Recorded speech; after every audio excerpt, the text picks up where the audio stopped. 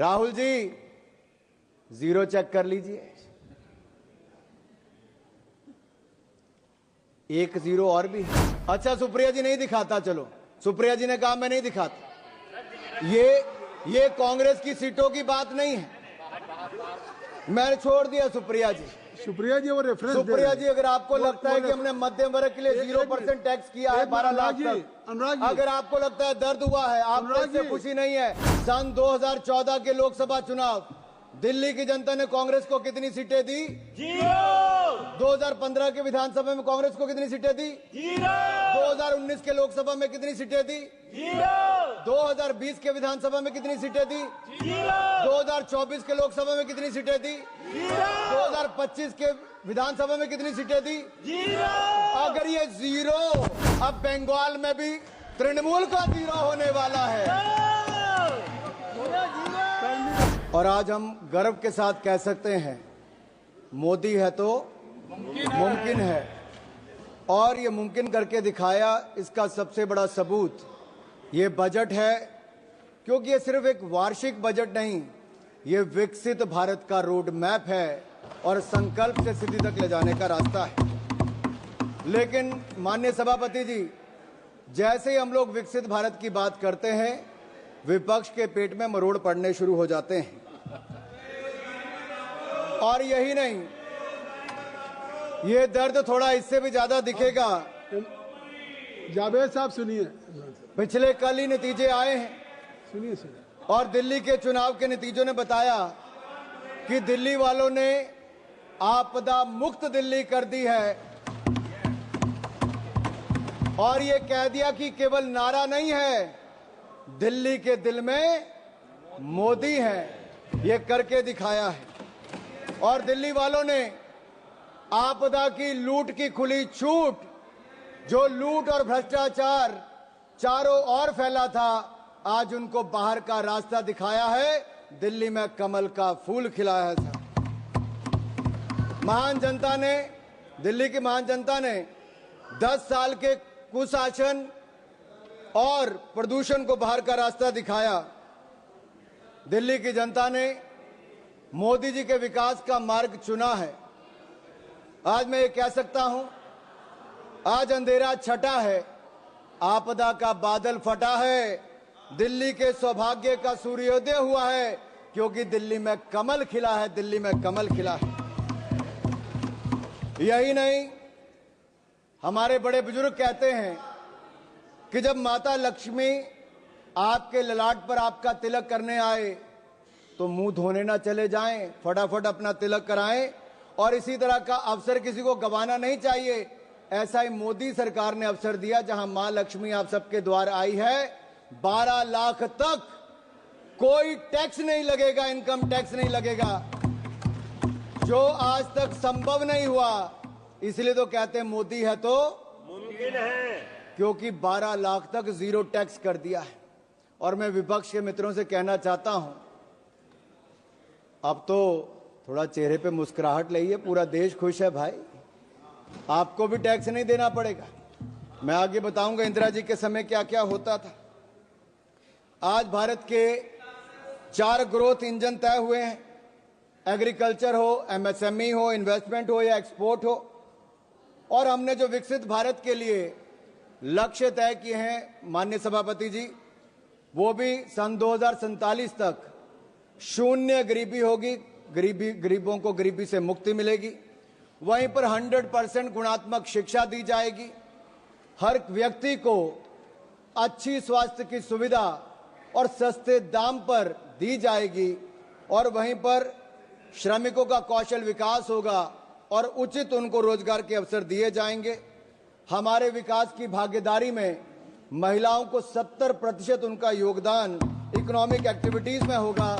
और हमारे किसानों के दम पर भारत दुनिया की फूड बास्केट बनेगी, यानी कि food basket of the world हम भारत को बनाकर दिखाएंगे। माननीय सभापति जी, हमारा मानना है मध्यम वर्ग खुश तो देश खुश, किसान का सम्मान तो देश का सम्मान, गरीब का भला तो देश का भला।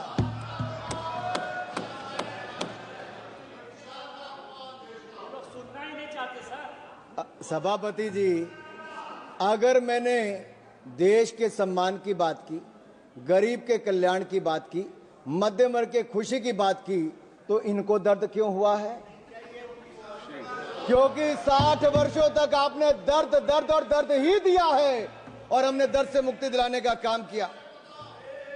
और वो मोदी जी ने दी मध्यम वर्ग को राहत, तो विपक्ष को हुई आहत। और इनका दर्द दिखाता है, ना इनको मध्यम वर्ग से मतलब है, ना ही गरीब से। और इनका तो वही घिसा पिटा पुराना टेप रिकॉर्ड चल रहा है। कुछ नया तो है ही नहीं, नई सोच नहीं, कुछ नया कहने के लिए नहीं। महोदय, इस बार विदेशी चिंगारी ना होने का असर साफ दिख रहा है, और ये विपक्ष पर विदेशी चिंगारी ना होने का असर साफ दिख रहा है। उधर चिंगारी बुझी और इधर विपक्ष बुझ गया है। समझ रहे हैं ना आप? निशिकांत जी ने सुबह बताया भी था थोड़ा सा, और समझदार को तो इशारा ही काफी होता है। इनके जमाने में इनकम टैक्स का चाबुक चलता था, टैक्स टेररिज्म था, और ये टैक्स का चाबुक चलाने वाले हमसे पूछ रहे हैं कि आपने बजट ऐसा क्यों दिया है। और राहुल गांधी जी क्या कहते हैं? नेता प्रतिपक्ष कहते हैं, Rahul ji calls it as a banded budget. अरे आप लोग घाव देते रहे, हम घाव भरते रहे। Late me say, this is not a bandage budget, this is a booster budget, this is a booster budget, this is a booster shot. और जो कहते हैं कि पैराडाइम शिफ्ट की बात करते हैं, माननीय सभापति जी, मैं कहना चाहता हूं पैराडाइम शिफ्ट तो आया है। यूपीए के समय स्कैम भारत था, आपके समय 2G स्कैम हो, कॉमनवेल्थ गेम स्कैम हो, अंतरिक्ष देवा स्कैम हो, कोल स्कैम हो, अगस्ता वेस्टलैंड स्कैम हो, स्कैम पर स्कैम था। और ये स्कैम भारत से आज सक्षम भारत की ओर कोई लेकर आया है तो नरेंद्र मोदी जी लेकर आए हैं। आज हम बात करते हैं एस्पिरेशनल इंडिया की, स्टार्टअप इंडिया की, विकसित इंडिया की, खेलो इंडिया की। अभी दयानिधि मारन जी खेलो इंडिया की बात कर रहे थे, वो अपने राज्य के खेल मंत्री की बात तो की, ये नहीं बताया कि मोदी जी ने खेलो इंडिया दिया था और तमिलनाडु में कराने का निर्णय हमने लिया था। उस समय मैं ही खेल मंत्री था, मोदी जी ने लिया था। And let me say this to each and everyone, aspirational India will not sit until we make India विकसित। और ये विकसित भारत हम बनाकर रहेंगे। हमारी एक नहीं अनेक योजनाएं उसी दिशा में है। कांग्रेस के समय जब बजट था तो एक फैमिली के वेलफेयर के लिए था।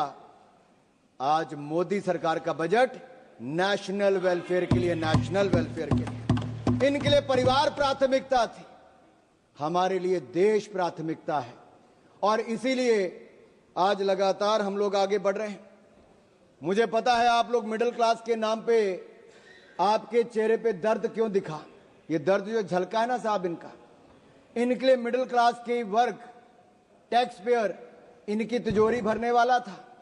टैक्स तो मिडिल क्लास देता था, घोटालों में कांग्रेसी पैसा खा जाते थे, एक के बाद दूसरा स्कैम करके दिखाते थे। इन लोगों के लिए मिडिल क्लास इनकी तिजोरी भरने वाला है। हमारे लिए मोदी जी के लिए मिडिल क्लास ग्रोथ पार्टनर है, देश के विकास का भागीदार है। इनके समय टैक्स टेररिज्म था, टैक्स कलेक्शन, उस पर प्रेशर बनाया जाता था। हमारे समय टैक्स में राहत दी जाती है और साथ ही साथ टैक्स कलेक्शन बढ़ाकर भी दिया जाता है। One nation one tax, GST लाने का किसी में दम था तो प्रधानमंत्री नरेंद्र मोदी जी लेकर आए। आज रिकॉर्ड जीएसटी कलेक्शन है साहब, 1,75,000 करोड़ रुपया औसतन हर महीने का टैक्स कलेक्शन है। उसका सबसे बड़ा लाभ राज्य की सरकारों को मिल रहा है। और ये बजट केवल जीडीपी का आंकड़ा नहीं, या मैं कहूं जीडीपी का नहीं, जो ग्रॉस डोमेस्टिक प्रोडक्ट आप कहते हैं वो नहीं, ये जीडीपी हमारे लिए है गरीब, देशभक्ति और प्रगति। जीडीपी गरीब, देशभक्ति और प्रगति इनके लिए है। मिडिल क्लास का पैसा अब कांग्रेस के खाते भरने के लिए नहीं, मिडिल क्लास के अपने खाते में जाएगा। क्योंकि मिडिल क्लास के भाई और बहनों, अब आपको 12 लाख तक कोई टैक्स नहीं देना पड़ेगा, आपको टैक्स मुक्त कर दिया जाएगा। राहुल जी, जीरो चेक कर लीजिए, एक जीरो और भी है। अच्छा, सुप्रिया जी नहीं दिखाता, चलो, सुप्रिया जी ने कहा मैं नहीं दिखाता। ये कांग्रेस की सीटों की बात नहीं है, मैंने छोड़ दिया सुप्रिया जी। सुप्रिया जी वो रेफरेंस सुप्रिया जी, अगर आपको लगता है कि हमने मध्यम वर्ग के लिए 0% टैक्स किया है 12 लाख तक, अगर आपको लगता है दर्द हुआ है, आपको इससे खुशी नहीं है, तो आपकी खुशी से ज्यादा हमें देश के करोड़ों मध्य वर्ग के चेहरे पे खुशी दिखती है, क्योंकि ये देश के विकास में एक बड़ा योगदान देने वाली।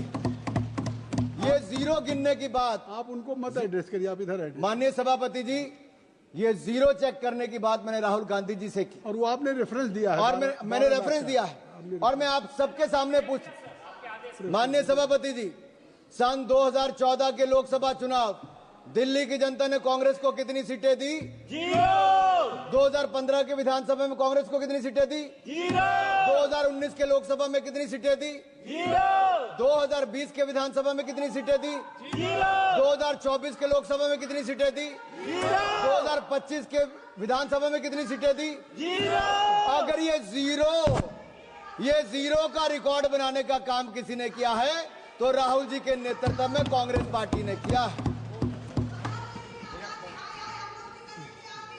आप नहीं, nothing will go on record, nothing will go on record. Sir, ये दिल्ली वालों ने तो कांग्रेस को बड़ा जीरो दे दिया, अब बंगाल में भी तृणमूल का जीरो होने वाला है। Kindly address to the chair. Nothing will go on the record except Anurag Thakur ji. Please you address.